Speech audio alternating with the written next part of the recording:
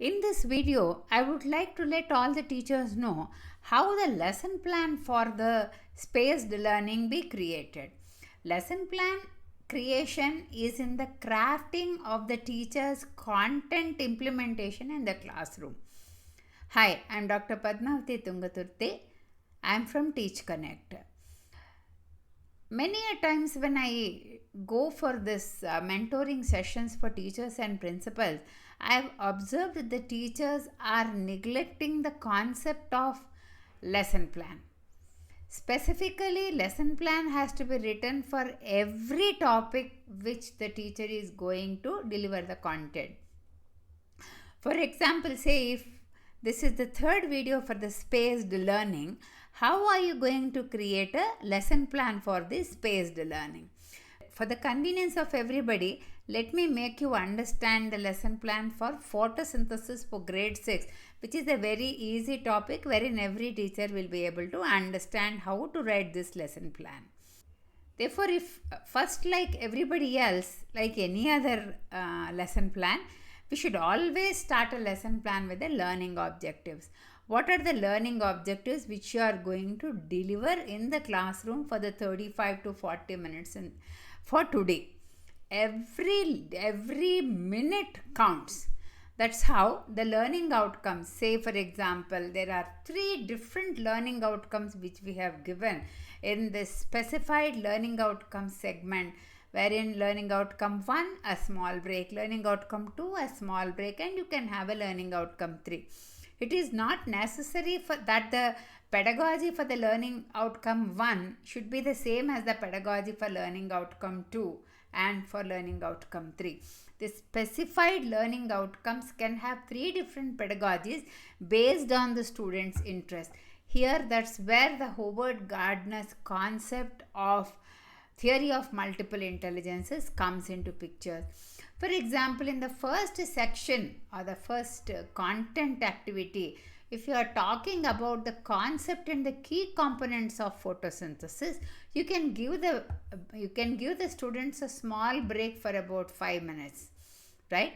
That means first segment of explaining the concept and the key components of photosynthesis is done.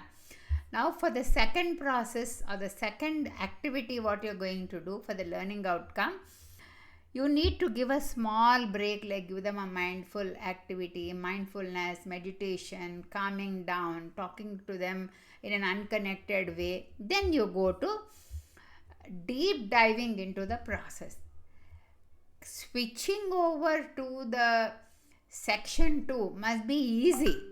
It should not become difficult for the student, because the mindfulness activity should enhance the brain to cool down and quickly come to the topic. Then, for example, if there is a deep dive process for this, that means how the photosynthesis is being made and how are you going to test the activity and how you observe the leaf and show starch and content like that, give again a small break to the student. And you can now talk about application and reflection. The student will try to process the information, because the brain's neural pathways are so that when the teacher is giving the content and taking the brain status to an excited level, immediately when you are doing another activity, the content learning doesn't come down. It retains its place. That's how we got to make use of this content gap and the content gap and the third activity. This way, if you are able to plan all the 3 activities and if you are able to plan the 2 breaks, the learning becomes better. Definitely for every activity the resources have to be taken. Every activity should have a guided lesson plan, whether it is teacher led, student led, what is that activity. Every plan has to be written very pakka in the content, and then only the teacher is going to go into the classroom. The more sharper the lesson plan is, the more comfortable the students will be in retaining the content. If you want, you can have for every section of it also, you can have one formal assessment, quick 2 questions to the students, and then have a gap and go to the next section, and that also can have a formal assessment, that is a formative assessment also can happen. Or you can as well give the formative assessment at the end of the lesson. Now you will see the magic that immediately the lesson goes into the minds of the student. Hope you all enjoyed this.